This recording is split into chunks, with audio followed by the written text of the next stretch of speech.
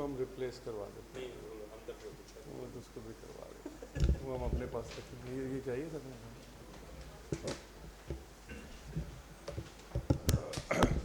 Okay, while they are getting ready, I'll share the way I was trained. I mean, everything else I was trained in the UK, but EUS, like Wakar, the first exposure I had was in 1998.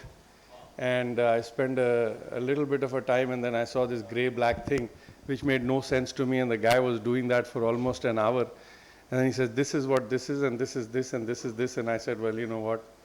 This is not my cup of tea. So 1998, I decided, and then at that time, EUS was diagnostic. So there was really no excitement in it for someone who's been involved in ERCPs and advanced endoscopies. And then we came here in this unit, we acquired EUS way back in 2006.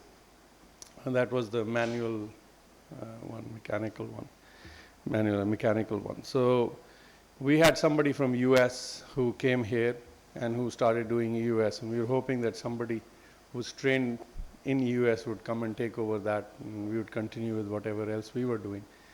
And then, like a lot of US guys who come here, they come here for a few years and then they go back, and the same happened. And then we had no US for some time, and that's when I met Shyam, who's done a lot of favors on me. And to be honest, I'm sure in the long run in Karachi, to Karachi and maybe to the national level as well. I met him and I saw him do the EUS, and I told him I was thinking about it. No, before that I went to William Brugge's unit for 2 weeks. And the point I was making was that, you know, the EUS ultrasound thing, it's the number of cases you see. I saw about 100 plus cases with their unit, and when I saw those, I could identify most of the structures. Now the problem is, how do you get those structures when you actually have the scopes in hand? So there are two aspects of it. One is identifying what you see, knowing what you're seeing, and the other is how do you get those pictures. And we're trying to combine those two here. Some of those you will see while you go to a unit, that is why we've been particular about getting candidates who at least have some EUS facility back in their unit, so that they can go and see what they've seen here and try and understand. And then I met Shyam, who then convinced me that I can still do it. And then he introduced me to Khalid, and Khalid has been the key man for our setup and for the EUS, whatever little EUS I know, it's mainly been Khalid, Vinay Dheer, Lawrence Ho, and Shyam. So and this has been a totally different way of learning. I didn't go through a training program, but it took me 4 years to really come to a level where Khalid thinks I can do EUS. That's all I can do. I don't think I'm an expert at all. We do all the EUS therapeutic ones here. We've done EUS-BD and all that stuff that's done.